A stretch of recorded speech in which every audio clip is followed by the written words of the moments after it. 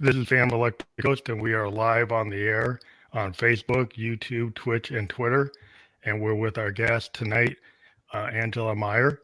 And this is the first time she's been on the show, but we wanted to let everybody know that we are on Newsly within an hour. We'll be on that platform, so you can stop scrolling and start listening. Use coupon code GHOST and get 1 month premium subscription for free, so you can stop scrolling and start listening. So thank you for being on the program. How are you tonight? I'm doing really good. Thank you for having me here. I'm really excited. Well, we always like to have all kinds of people on the show. We initially started with only interviewing musicians, and then we've gone beyond that to talking to, shamans, CEOs, film directors, actors, painters, all different people, because it's just, it's the highest universe has expanded, and so our show has become that. We've been on the air since 2016, but Wow. yeah, now, well, as a video, 2020, but we've been doing podcasts since 2016. So, Good for you. then for being on the show.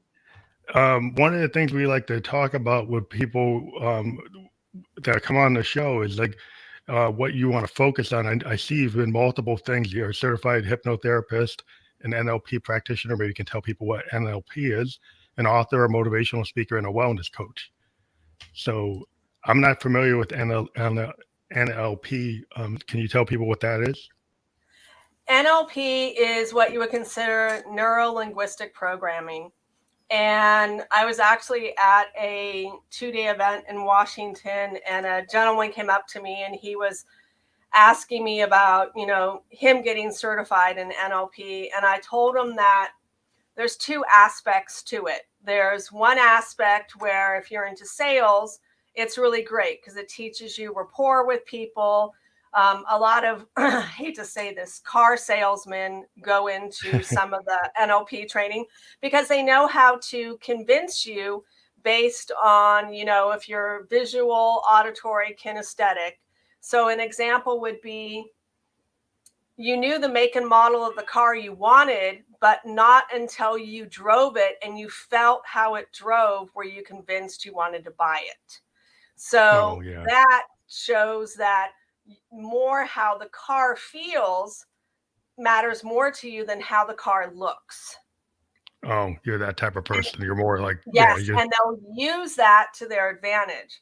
And so I told him, I said, I don't like manipulating people and, in that way based on the language that they use and stuff. I said, but there's parts of NLP that I love, and that's parts therapy. That's the timeline therapy and future pacing, because all of us have different conflicting parts within us. And a good example of that could be, I really want to do this, but there's a part of me, I just can't do it. And so that part is actually, running the show in the background. And some people think of it as that part is self-sabotage. But if you research it, that part always has a positive underlying intent because it's trying to keep you safe. So a good story I share with people about parts therapy, and this is one gentleman I worked with. He hated the holidays, especially Christmas. And there was one year he came into the clinic I was working at, and he was ranting and raving, hated the Christmas tree, hated the Christmas music, decorations, just hated it. And they wanted me to have a serious talk with him. So I pulled him aside and I'm like, dude, what happened to you during the holidays, especially Christmas? I know you got a story behind it. Everybody does. You got a story behind it. There's a part of you that hates it. Why? So he shared that when he was around 9 years old, he loved Christmas so much. And he grew up in a family that, was Russian, and their belief was you do not get the Christmas tree until Christmas Eve. That's when you get it. You decorate the house. That's when you start to celebrate Christmas. Well, this year he didn't want to wait. And while his parents were at work, he wasn't at school that day. He didn't have to go. So he went out, cut down a tree, dragged it all the way home, decorated the whole house. And when they walked in after work, he was like, surprise, let's celebrate Christmas early. Well, he did not get the response he expected. his parents were so mad at him. They made him take the tree down, throw it outside, pack up all the decorations. And while he was standing on the stairs before he was going to go be sent to his room, his parents said, now you're not going to get dinner tonight. I want you to go to your room and think about what you did was wrong. And when you're ready to come down and apologize, well, then we'll talk. And I was like, that is messed up. Yeah. I said to him, okay, now I understand that part of you that hates Christmas because you don't want to get wounded again. And you don't want to get disappointed or hurt again. So you hate it. But then there's this part of you that loved it so much. But here's the key thing I told him is, I know you have kids and Christmas is for children. And it's all about love and joy and celebration and being together. And you're killing that joy, that love, that celebration. So would you like to fix that? And the guy got all emotional and he's like, yes, I know I'm ruining it for my kids. I shouldn't be doing this. It's not fair to them. And so we did a parts therapy. I had him go back along that timeline to when he was that little boy and have a conversation with him, because that part of him still thinks he's 9 years old, but the guy was literally in his 40s. And so I had to have him give that part a new job. He had to apologize to it. He had to thank it for, keeping him safe and stuff and preventing him from getting hurt. But now that he had kids, it was wreaking havoc. So I had those two parts to come together. Then what I did was I had those two parts go out into the future and see how would it be to where they could all enjoy the holidays together. The kids laughing and smiling, him enjoying the joy and love in his kids' eyes, and just really, making the most of it. And he was like, wow, it changed his life. That's really interesting. I think people get caught in a loop, Yes. Because I'm a musician, we can kind of think about the same ideas, but people get stuck in a period, and what we do as musicians, we try to actually recall, like cinematically through music, people, will take our songs and they'll bring them back to a moment that's important to them, even though it's universal. And sometimes people get stuck in those moments and then they keep on listening to that same song and they put it on repeat because they keep on reliving that point. And sometimes we're like, as an artist, it's like, people will like that one song and they won't like anything else because they like being in that loop and then they won't go beyond that. And so it's like, you said, well, we want you to listen to something else. Don't keep on listening to the same thing. But it's the same idea. Like you got to get out of that pattern. Otherwise it's like, it's not fair to his kids to be stuck in that position, though that's where he was. So, I mean, that's a reality for him. Yeah. So in reality, his whole reality changed, which was a positive, and it just supported, everyone along the way. And so I really do like NLP, and they've actually explored more. There's another form of therapy called IFS. It's internal family systems. And that is all about parts therapy as well. And because we, as human beings, we do have all these little parts that are running, the show in the background. And when we're born whole, we're just this pure, whole, solid person. And with certain life experiences and things that happen, those parts get fragmented. They break away from the whole. And it forms these different personalities and different behaviors and different traits within ourselves. And they all are, designed to, it's all about survival and, perseverance and resilience and all of that.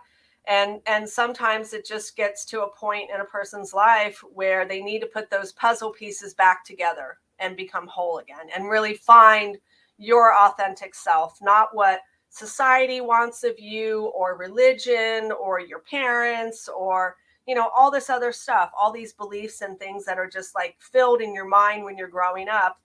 Now you get to find yourself. How do you want to feel? How do you want to live? How do you want to be? Do you want to exist or do you want to live? Yeah, that's true. I mean, so you're a podcaster as well, and you've Yeah. named your podcast. You have a book, right? That's the same name as your podcast. Yes. Is that true? Yeah. The book is The Undetected Narcissist. And I wrote it to save lives, really, and to support families and to really protect children. Because when I was recovering from being in a relationship with a covert narcissist, every book that I looked into, nobody told their story. And we have been storytellers for thousands of years. I mean, we sat around the campfire and told stories. Then we would read the newspaper and read books to each other of different stories. And a lot of people were telling me, you need to tell your story. You need to write it because it's so important. And, you've got to do this. And, when I wrote it, it was really, really different. It was challenging, I got to say, but it was very easy because I'm very organized that I had folders for every year. I saved all the emails, all the legal documents. And when I started putting the book together, there was things that I was able to see that I wasn't able to see when I was caught up in all the drama. And so I really learned how to teach people how to decode and detect, emails and legal documents, because when I highlighted just the key words, it was in everybody's face, but no one can see it. And why I called it The Undetected Narcissist is he fooled over a dozen people that were meant to help us out in the community, like a judge, a parent coordinator, an attorney, a child psychologist, a counselor, a therapist. I mean, there was all these people, but when you're not educated and informed, they go undetected. Mm. And you get victimized. A person can be turned into a flying monkey. They know how to, smear the person. And it was crazy. I mean, he was even able to convince the judge that if our son who has autism lived with him, then all the autism behaviors would go away. But here's the key, and the judge bought it. But here's the key thing.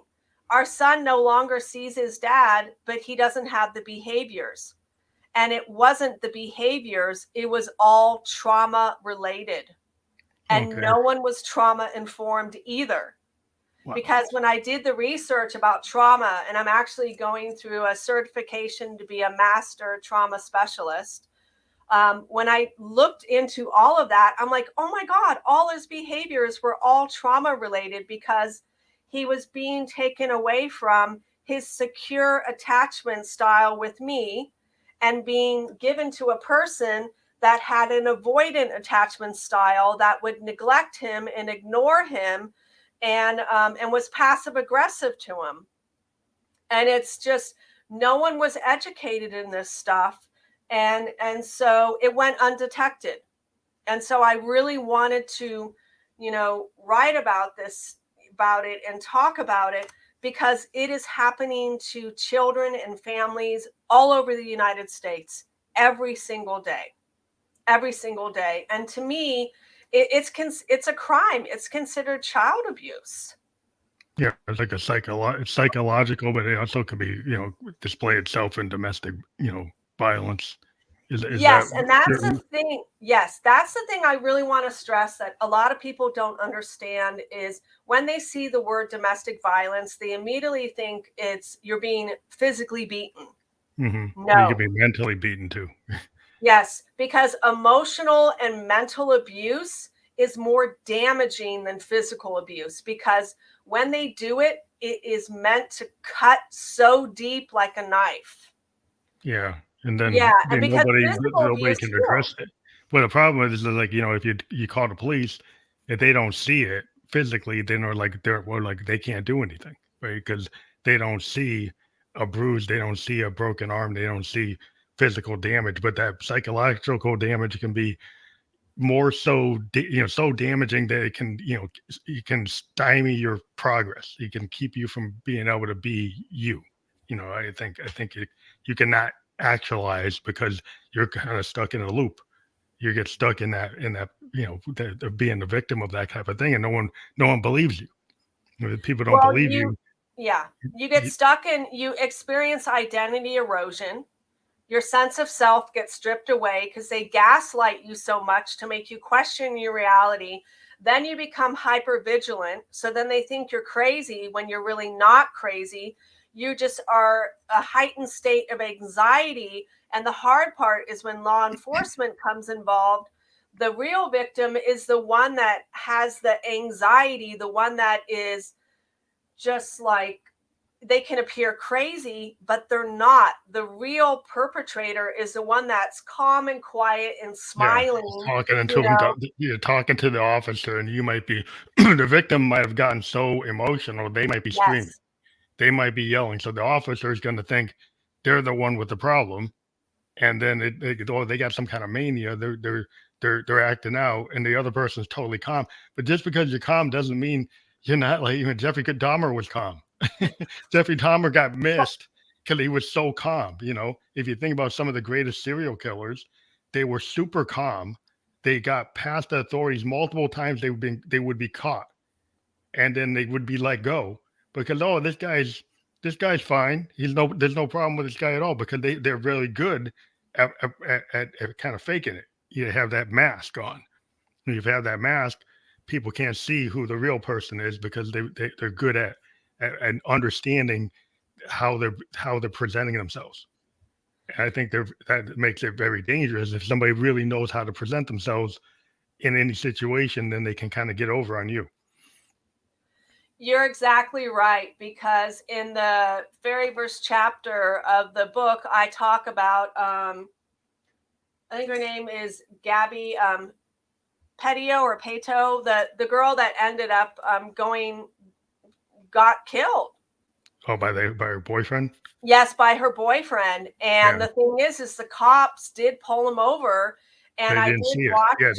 Yeah, I watched the cam footage, and he was joking and laughing with them and smiling, yeah, he and got over. she was crying, and she was the one that was, apologetic and everything. But here's the thing they missed is she literally said that he took her face, and she showed with her hands that he squeezed her face and dug his nails into her face, that when she touched her skin, it burned. Okay. Mhm. They totally disregarded that, because when he was talking to his superior officer and was thinking of letting them go, the officer asked, did anyone have any bodily injuries? And she did. And he said no. Mhm. He totally disregarded, and he told her that she was 100% at fault, which was a crock. Okay. I mean, Yeah. So that I tells you that the police need new training. yes, Yeah, they really do, because well, they we can get I can numb. argue that. I can argue that for a couple of reasons, but just being an African American, my experience with the police is sometimes they come into it as a whole different thing. But I think they're on the same kind of situation that women could be running into. African American men, we run into it. I've been pulled over and then people ask me like, "Do I own the car?"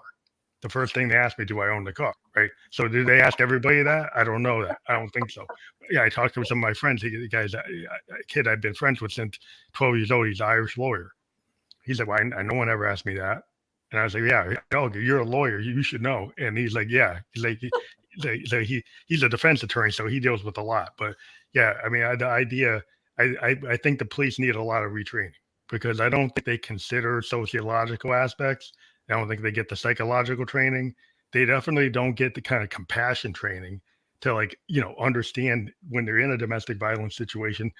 They need to be trained by psychologists and sociologists so they understand what they're looking at, right? They can pick up this narcissist.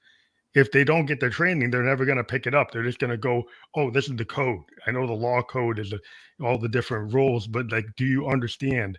You're in a situation where I think you need to understand sociology. You need to understand psychology. You need to Yeah, you understand do. therapy. And they don't seem to be willing to learn it.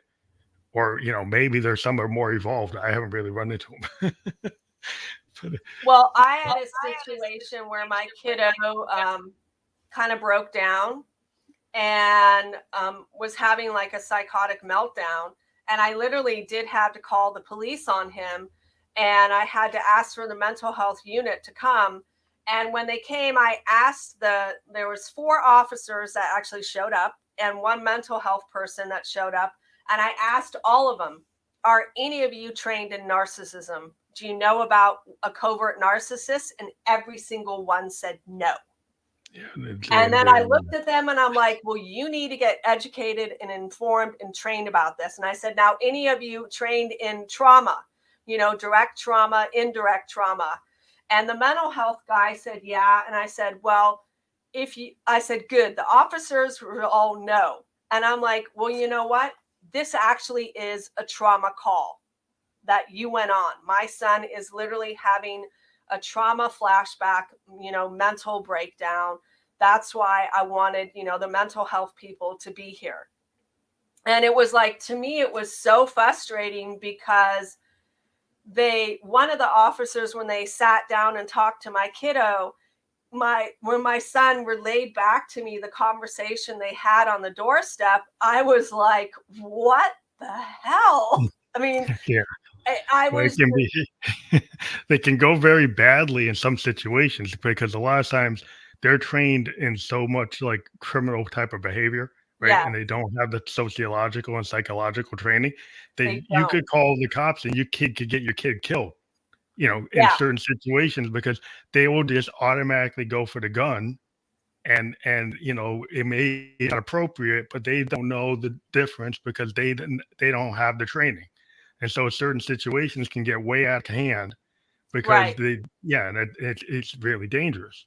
And this is where I think people need to understand, like there's a level of training. It doesn't have to go that far, but it Right. happens a lot. People will be surprised how many times that happens. But I think they really need to read your book. They need to get training. They need to understand because the last thing you want to do is call somebody for a call like that and end up make it worse than it was by Right. like not being able to get back, come back from it. you know. Well, exactly. And that's why with my podcast, I really touch on subjects that the best way I like to put it is I live in the gray area because there's too much hate, anger, and fear about narcissism. Okay. There's just too much. And then I'm not going to be like, oh, lovey dovey. Oh, they're, so great. I really live in the gray area because I want to support people in releasing that fear and the victimization and the anger and all of that. But I also want them to feel a sense of wisdom and to have some Mhm. kindness and some compassion and understanding, because the real truth is a narcissist isn't born that way. We humans create them. And how they're created is 6 different ways. There's 3 parenting styles. The neglectful parent, which would be, let's say, a woman that's really, really beautiful. She had a child, but she's not really, she's just too much into herself, doesn't want to play with the kid, doesn't want to interact. The next one is an absent parent, like a CEO or president of the company. They'll throw money at the kid, and shower them with gifts, but they're not emotionally available. Not there, yeah. Yeah, and then there's the authoritarian, the really strict parent. And then the other 3 ways is bullying, child abuse, and trauma. And when I say trauma is I'm working with a young girl, she's in her 20s, and her mom accidentally died when she was a teenager. And it was so painful for her. And then she got traumatized again because her dad couldn't give her the emotional support she needed because she was grieving so bad. So Mm. she literally felt like the world was not a safe place. And she shut down and she just lived in her survivor brain like narcissist people do for a long, long time. And now she's struggling with severe anxiety. She has trouble holding down a job. She has a hard time connecting with other people because now she's formed this avoidant attachment style where she's Mm. very independent, but she's doesn't feel like she needs people. She dismisses people. She seems cold and she doesn't like it. And so I'm really working with her letting her know that, yeah, you can be temporarily narcissistic, but you can change. And I did do a podcast about, can a narcissist change? I talk about identity erosion. I talk about attachment styles. I talk about how to decode and detect someone that's narcissist, recovering from psychological abuse, how to communicate with difficult people, and fear of dating another narcissist. I really try to find topics and subjects to talk about these uncomfortable things, but in a way where you can get it. Would a narcissist be drawn to another narcissist just because that's what they're used to? Like if you're going to date? Yes, you can. Yes, too avoidant. Yes. The ones that are really close to narcissistic ones would be an avoidant attachment style, and then there's a disorganized attachment style. And I break that down in my podcast. And you can, because that's what was modeled to you growing up. So you seek what is familiar. So if you were grown up in an environment where you, let's say, had a lot of chaos, had a lot of drama and stuff, you're going to gravitate towards people that are similar to you. And it's really hard, because when you meet someone that has a secure attachment, or, had a healthy upbringing, you're going to find those people to be boring. He doesn't have passion. He's, you kind of need the chaos. It's like you kind of like, I deal with a lot of artists, like musicians, and part of being a musician is sometimes our best work comes from heartbreak, right? Yes. So what happens is a lot of artists, in order, like, well, my best work happens from they going through these crucibles. So we go through crucibles to force the art, right? Yeah. So then it's like sometimes it's not so comfortable being around an artist because they keep on creating the train wreck, because that generates the topic that gets them the song that people identify with. But if you have to live with them, it's hard to live with them because they're kind of going through this chaos all the time and creating like these very, like, hyper situations that are way beyond what you probably would want, because they have to go through it to write that work. And, if most of the time it's not happy, it's like being unhappy is what causes them to write the good work. And so then they stay unhappy all the time. And that's not probably the best situation to be in. No. And the thing is if they believe that, then that's their belief that they have, because you can write a song that is so full of love. I mean, we've heard songs like that are just so full of love that it just, you feel it in your bones. Or like a Stevie Wonder. Like a Stevie Wonder would write songs that are very very forward thinking, very open minded, very spiritual. But then you have like the heartbreak songs. Like the songs that like, make you sad, like Karen Carpenter sad, they kind of epitomize sadness. Like even though she was singing something happy, her voice kind of epitomizes sadness. So it has a melancholy in it in itself. And so when you listen to it, it has like a duality. And you're like, oh, and maybe because people found out, but even when I was listening to it in the 70s, I'm a child of the 70s, I kind of felt a melancholy in her voice before I knew what happened to her, later. It just seemed to be like that's part of her whole motif. Right.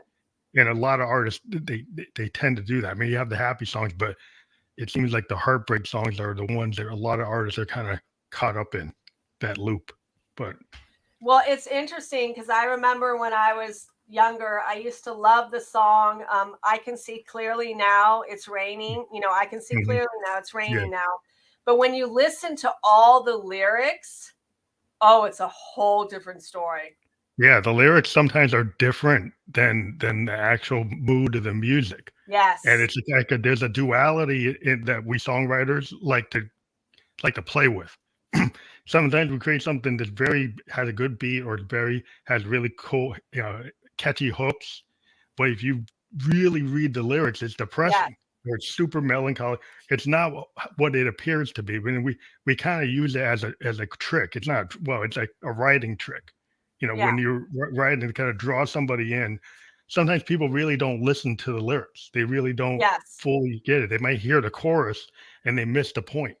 Yes. Like born in the USA, you might think he's saying I'm a patriot, but he's saying I'm the long gone daddy of the USA. You know, like I came back from Vietnam and things aren't going right.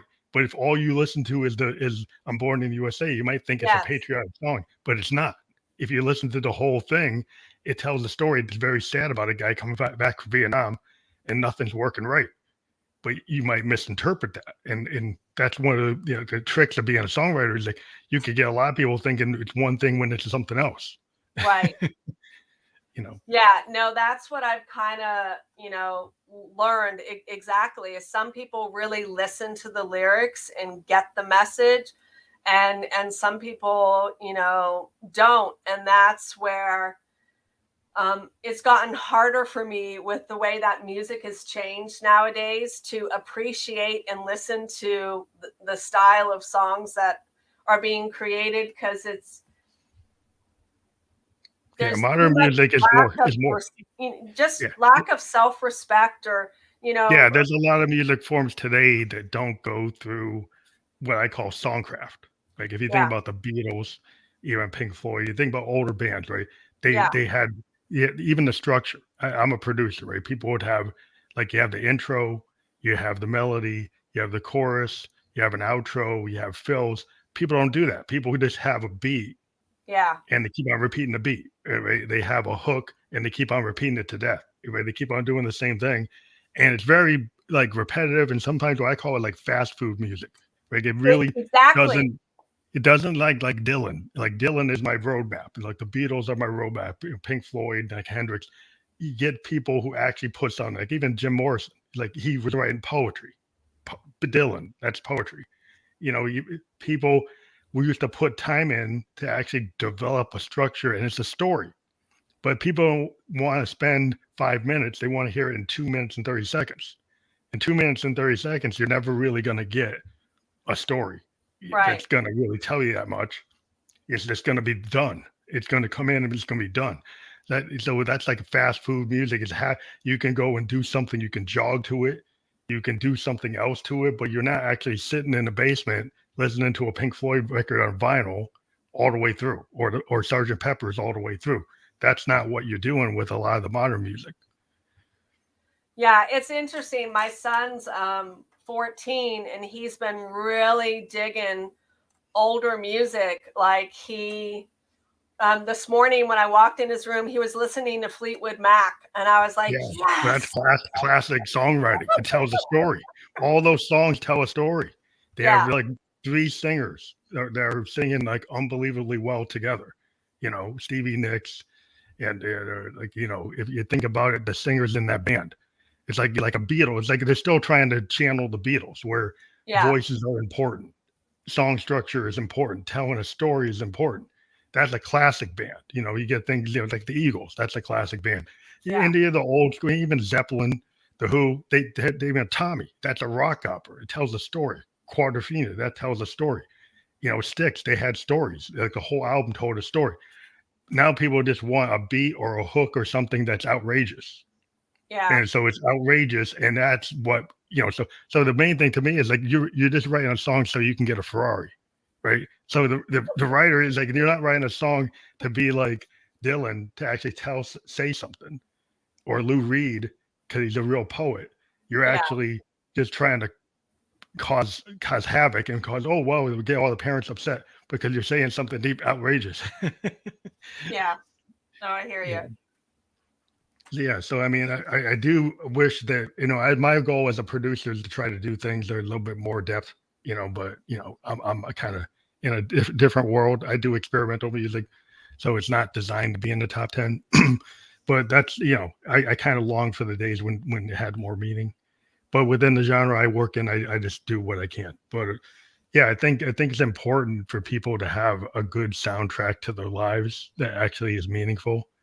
And it would be cool, like if kids today could take a song from the top 20 and 20 years from now, they're going to remember it. I'm not sure about that. Right. And well, that's actually a really good point because I don't think a lot of them, well, because there's, it's the music's got to, move you. It's got to speak to you. It's, it's got to leave a positive impression, on you. And yeah, I mean, I I'm love a big music is like air, you can't. yeah. Well, to me, it's like as a musician, we write the music because it's like you have that feeling, you want to convey it. And I think I always looked at music, and George Martin from the Beatles, like, their producer said, I want to think about music like Monet thinks about expressionist paintings. So when I took the Beatles and we started doing Abbey Road, or maybe doing Sgt. Pepper's and Rubber Soul, the idea was that you could create a sound painting. And Hendrix talked about this too. People asked him, "What's Electric Lady? Why do I hear birds? Why do I hear ocean? Why do I hear all these things?" Say, "Well, I'm trying to create a sound painting." So the idea is that that song is going to reflect like more than just a song, but like a cinematic picture. And Yeah. when you're an artist, if you can go and use the studio as your canvas, you layer sounds on top of each other to invoke different things. Yeah. And that's like you're really working as an artist, not just a hook maker. You're trying to do something that's actually going to be permanent in the kind of canon of the music. And there were artists back in the 70s and 80s, even to the 2000s, that cared about doing it that way. And it's like less and less, it's more corporate and things that people don't want to do because it's quicker to make a buck. But I think it really roots into like, I think that music has been for me a way to take my emotions and put it into art. Yes. And when people take away the art of it, it is kind of depressing because, then you feel like it's just being marketed for a different reason, not for the art. But, I digress. No, I mean, I get what you mean, because a lot of when I do my work, when I do like a custom recording for a person, it really is art, because I'm weaving in all these different elements, and I make sure I pick the music that would go perfect for the message that I have. And sometimes, like for someone's induction, if they want to go to a tropical island, I have really nice music. I have the sound of the ocean waves in the background. I have, You're putting together like a sound painting, yes, I or like a literally create cinematic a kind of thing. sound painting, and then I'm walking them through it. And some people have literally said that before I say something, they already see it in their mind's eye, and it blows them away. Or when I say, you're going to feel this sensation, and right before I say it, they're already feeling it. And it's like, That's really important. Yeah. yeah, I mean, you really can connect with another, human being energetically, and just create this beautiful tapestry of change. that's And what I try to, I've been trying to promote to people on my podcast that, like, because of the fast food music, that people need to take time and unplug from their phone, right? Turn the messages off, turn the notifications off, quit getting all the Twitter feeds, right? And all the TikTok, and just take an artist and listen to their whole work, right? Take an album and listen to it all the way through, right? In that itself can be a very calming thing, like meditation. I kind of use music to kind of fall into, it's like reading a novel. Like if you get a really good album, like a Pink Floyd album, if you think about like Wish You Were Here, or that album, or even Animals, if you actually listen to the whole record, it has a whole mood, and it's like, listening to a novel. That's when you have a really good artist, you get drawn into it like a film or a play or a good TV show. And it's a way to kind of take your brain away from all these other distractions. Because if you're on the phone and you're on your iPad, you're getting hit with all this stuff. Sometimes it's good is to separate from that and just focus. Like read a book, that's a good thing. Just do that, or read a poem. But listen to an artist and actually get the full picture of who they are. Not just like their top song. Because the artist, a lot of times, there's a lot more depth in what is not just their single. It's like who they are is represented in their work. And if you listen to the whole thing, it's like reading just the cliff notes to a novel. Are you getting the full picture? Probably not. Yeah. Well, and that's the thing too, is like with any human or an individual, there's so much depth in all of us. and there's so much, knowledge and creativity. It's what are you willing to share with the world, and what are you going to keep to yourself? And the most important thing I feel is your relationship with yourself is key, because if you can't have a healthy relationship with yourself, you're going to struggle having healthy relationships with other people. Mm-hmm. Because it's that saying, you can't give what you don't have. Yeah. Well, just people are so distracted today to try to get people to focus.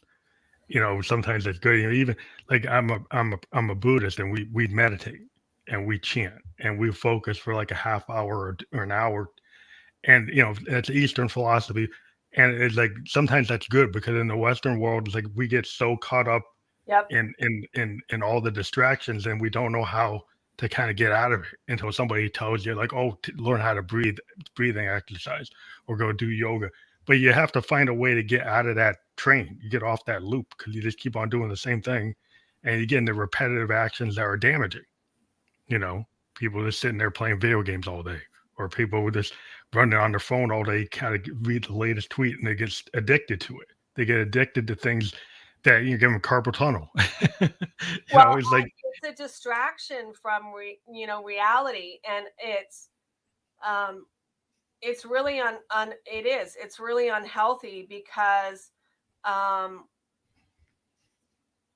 there's so much more to life.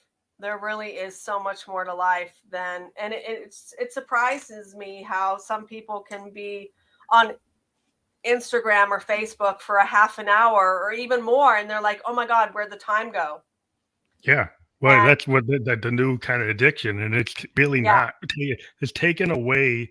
Like, you could be doing some art, you could be exercising, you could be, making your body a better. You could be doing something more positive than running your thumbs and giving yourself carpal tunnel. It's like, for what? Are you giving yourself carpal tunnel for what? Like that. If you have one thing, practicing a piano or a flute, or being an athlete, or jogging or skiing or swimming, or going for a nature walk, but they're sitting there using your thumbs, reading the latest, like, reel, or tweet or whatever, or something coming through on Twitch. It's like, why are you doing that with all your time? And then it really has taken away from other art, where people don't read novels, they don't read the poetry, they don't read the newspaper, there's things that would be better for your head, if you actually went to the library and picked up a book. But well, and I remember I did this whole podcast about self-care, and that's the critical thing too, is like, there's so many things that you could be doing that is self-care for you, which is like creating music. It could be doing a painting. It could be journaling. It could be exercise. It could be meditation. It could be surfing. It could be snowboarding. There's all these things. You're like, what feeds your soul? And I'm just going to say it. Instagram, TikTok, Facebook does not feed your soul. Okay. I mean, it gives you a temporary gratification, satisfaction, but there's so much more to life that really feeds your soul, like just going outside in nature. And I tell people that when you, let's say, finally go outside in nature, and you're in this place where you feel so connected, everything is alive and thriving, some people actually break down and cry. And what it means is you got so depleted, that you got so disconnected, that you had to be in this environment to give back to yourself. Well, I think, I don't know if it was Longfellow that had the poem about the cathedral is nature. But like, there's old, like, Victorian poetry about, like, the cathedral is nature itself. So you go out into the woods, and that is the cathedral. I'm a mountain biker, I'm a hiker, and I'm a snowboarder and snowshoer. And I live in New Hampshire, so I got tons of places to go. And so, I can just go out to a river trail like 10 minutes from my house and just walk it. And there's like this really beautiful area in our woods where all these monarch butterflies actually migrate every year, and Wow. they just stay in this one area where all these blueberry bushes are. And I just found it one time. I said, "Wow, these are where all the monarchs are around here." And it was just like it was such a great find. I was like, "Wow!" That I kind of like. I told my daughter and I told some of my friends. I didn't want them to like scare off the monarchs, but the idea is like you go out into nature, and that was like, "Wow, I found this monarch like little zone where they found a place where they felt safe. They felt like that was their mating ground, or like was a stop or something." Yeah. And that to me is fantastic. That's what I loved about mountain biking, because I'd be going in these trails and you can go really far into the woods beyond what you can hike, because you can go further on your bike. Yeah. And you actually, I don't have headphones. I'm not listening to a Walkman. I'm actually listening to the woods, Yep. and I'm listening, see the deer, see the, turkeys, and see, like coyotes, and see foxes. And the thing is, once you're there and you respect them, Yep. I've been a mountain bike for 20 years. It's something about being in the woods. It's like being a woodsman. It's a different type of thing. And it is a way to get out of the city life, to get out of the, you're not on the Twitter, you're not on any of that. You're riding a Right. bike. And I was like, it's a really cool way to get out of that, dude. And it's a really cool aerobic exercise, It is. because It's magical being out in nature. I used to, when I was in my early 20s, I used to date a professional mountain biker, and he gave me one of his older mountain bikes from the last season he had. And oh my God, I had so much fun mountain biking and going around the lake and just, I love it. I did it every day. Whenever the weather was nice, I would spend like an hour and a half mountain biking, and I could just get lost It's so in the fun to be mountains. able to go through the woods like that when you have a good bike Oh and you yeah. actually can climb the hill, because you Yep. have the granite gear, and you can actually come down the hill. Because I Yep. got suspension bike, so I can go through like everything. I can come down a creek bed. I can Yeah. go up a creek bed. I Yeah. can go off of like rocks and land and not get messed up. Yeah. And it's just something about being able to be that rugged, but you're not polluting. You're not like you're on Right. a gas powered bike and you're making all the animals run away.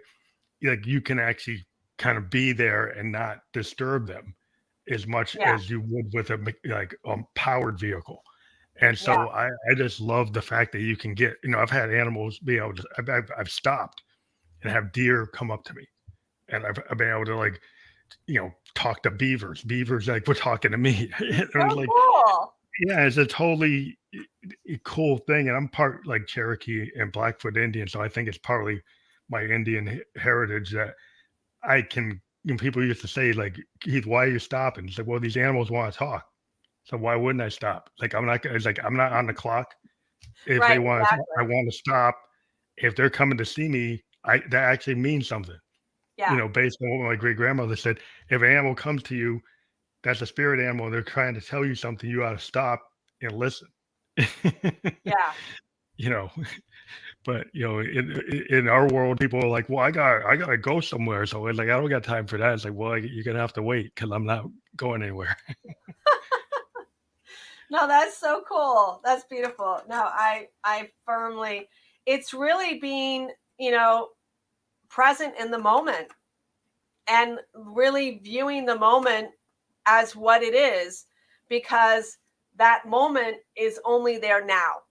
It will not be there in 5 minutes or whatever. It's the magic is in that moment right now, right then in that moment. And what are you going to do with it? Are you going to let it pass on by, or are you going to engage with it and fully be present and one with that? And when That's you what, yeah. do, it's almost like it's sacred. It's so spiritual. It's so magical. In the church, they like, I Yeah. think of like the cathedral is nature, right? So, like, if you get out there, like, there is no clock. When I'm in the woods, I don't have a clock. I'm just gonna let it happen. It's kind of like, as a musician, sometimes like I've been with music, I'm more into jazz, right? So a lot of us will be the guy. I always have trouble with the guy that's like writing down every bar. Like when I work with somebody and they got to write down every bar, and it's got to be like a classical piece, and it's all so tightly controlled, there's like no room for anything, right? Where if I'm with a bunch of guys doing jazz, it's very improvisational. It's kind of stream of consciousness. Yeah. It's kind of like there's no time clock. There's no, like, we're not trying to, oh, it has to be perfect. Oh, you got to go back and stop. You got to stop because you didn't hit the note right. Like, no.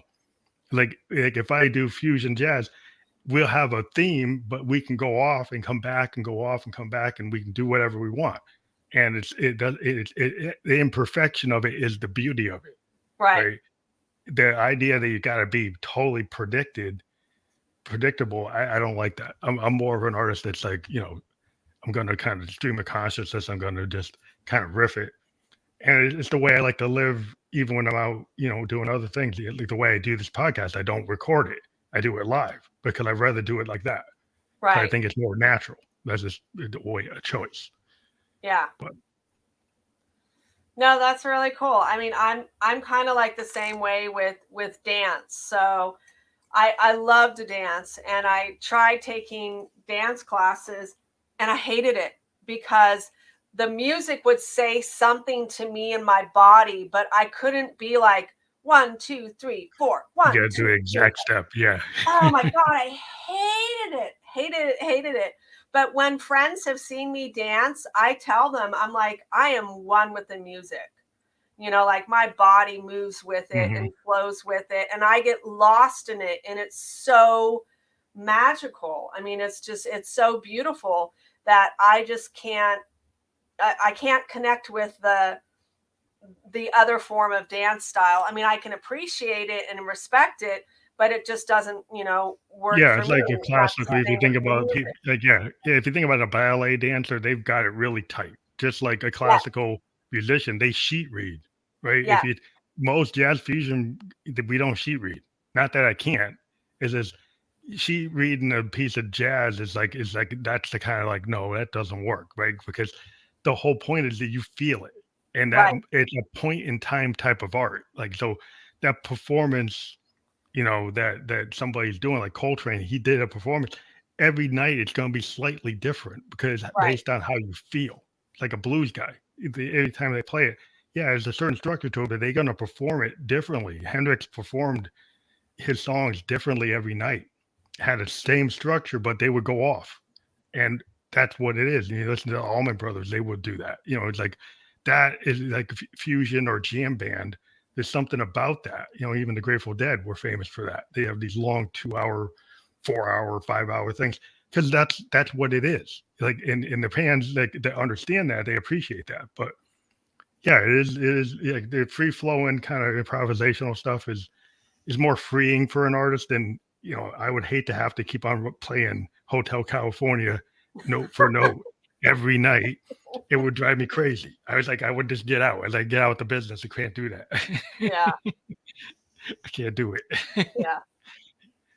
I It's hear not you. going to happen. But yeah, I think what's really interesting though is like what you've picked up on is this undetected narcissist and how important it is to identify them, right? And let people know that, that it's not them, right? Because a lot of people, I think, put everything on themselves. Like, if some things are, people put a lot of the blame on themselves. Like, is that what you have to, like, have people unlearn?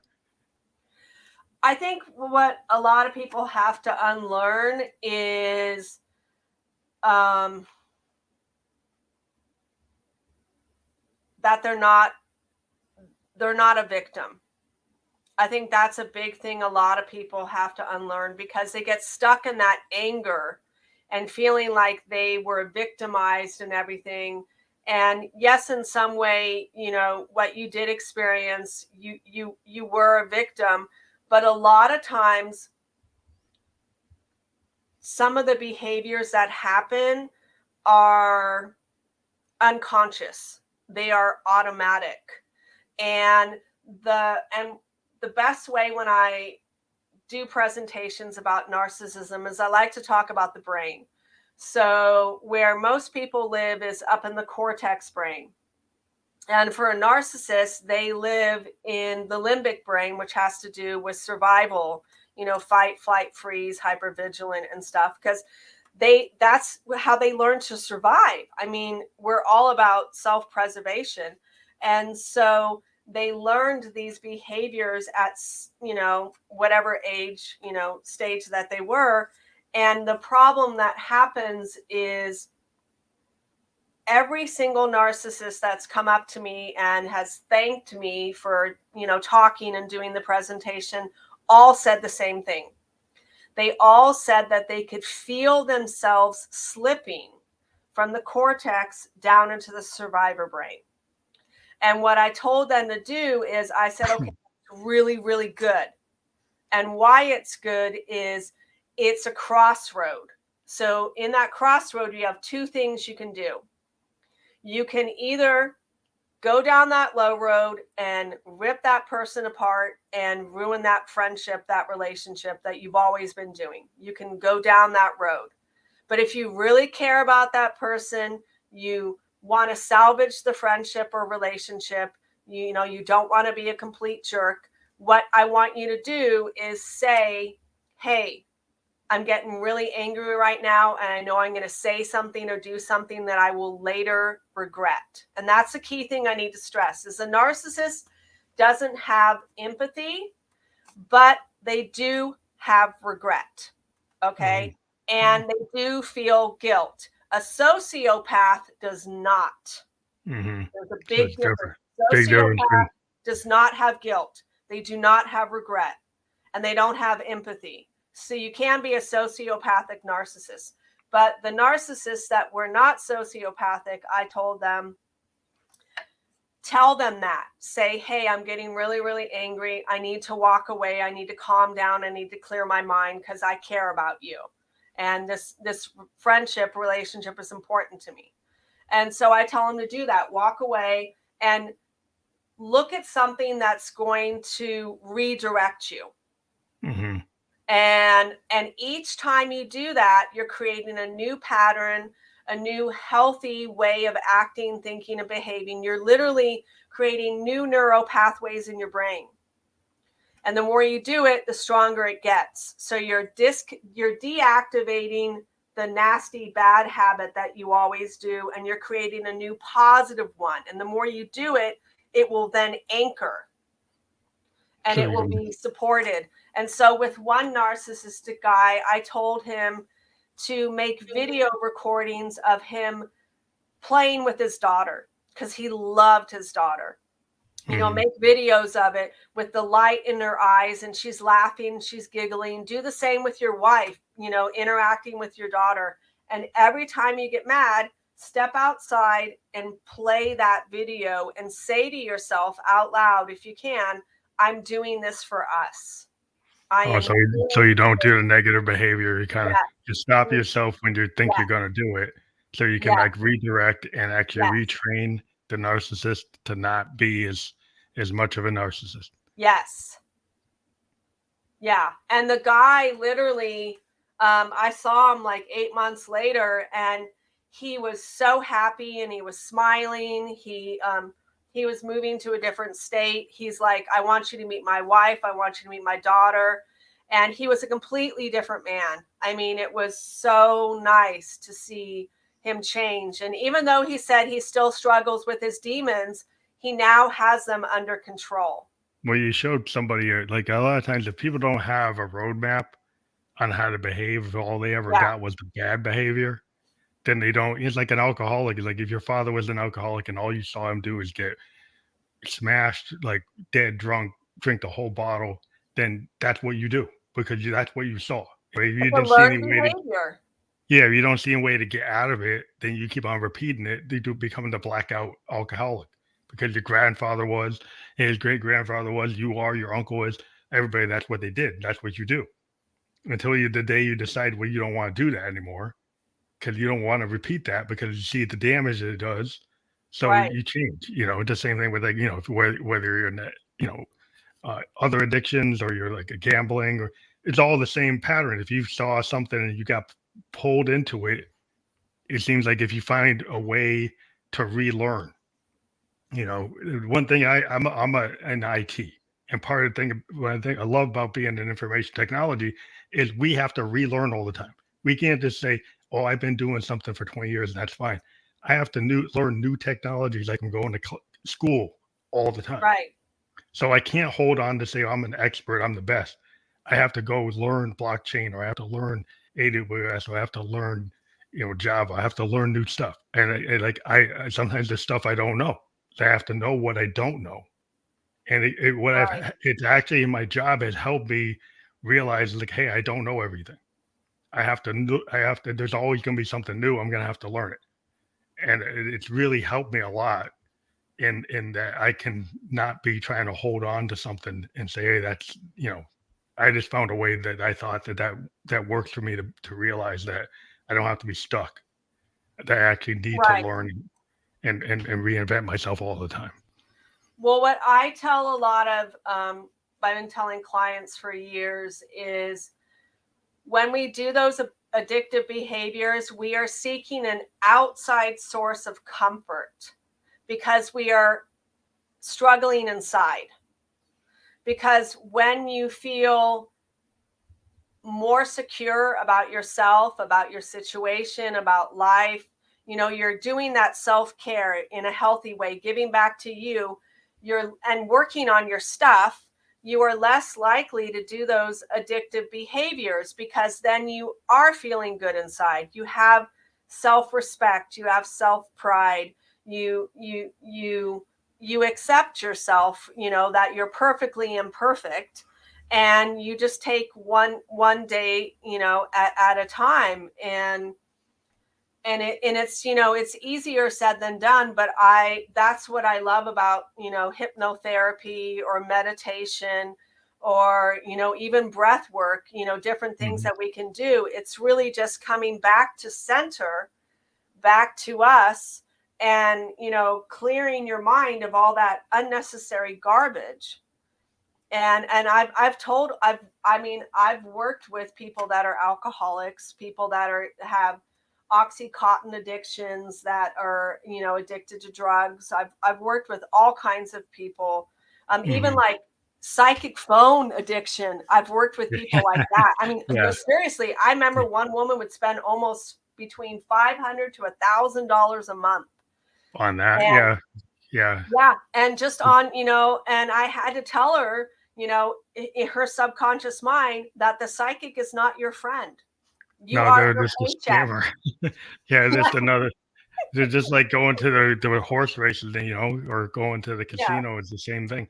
I do have to kind of cut it. We're at an hour for our Okay. distributors, but I did love being able to talk to you because you're bringing a different perspective that I hadn't really discussed on this podcast before. And I want everybody to go to your website. And is that where everything? Can you get to your podcast from there? Can you get to all your sources from there? You pretty much can, yeah. The podcast is on all the platforms. It's on Audible, it's on Amazon Music, Apple, Pandora, Spotify. It's on all of that. The Undetected Narcissist. And when I do the podcast, I like to incorporate a blog post with it that has additional supporting information. So that's on the website as well. I'm on Instagram, I'm on Twitter, I'm on Facebook. I don't scroll through it, but I'm on it. I just Right.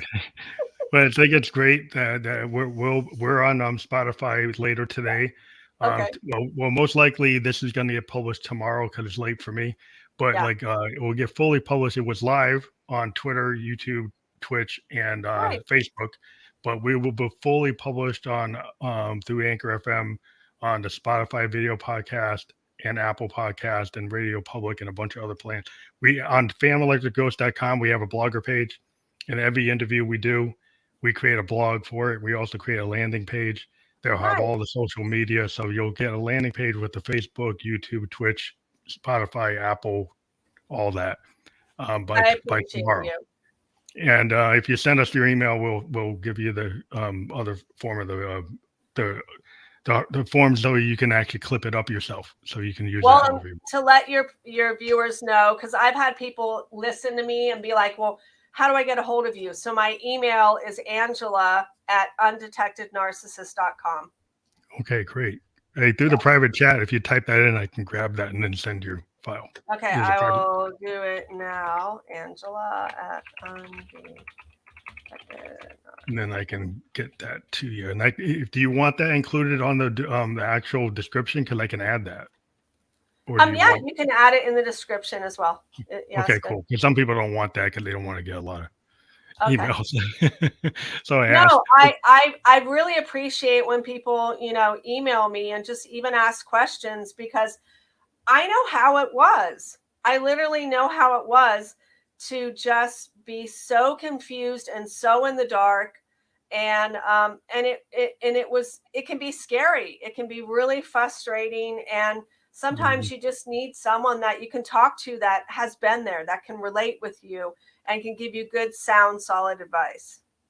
Well, I think our audience will appreciate that. We have a lot of creators that probably hit the wall sometimes, and they use art to work through the feelings.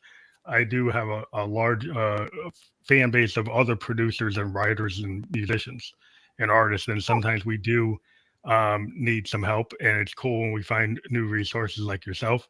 So I'm hoping that my other artist friends that I talked to for a while since 2016 take advantage of that email, and if they need to talk to me, they will. Thank you very much for being on the program. Thank you. And you have a blessed day. Thank you. You have a good night or all right. day. Okay. I always forget what time zone I'm in. It's okay.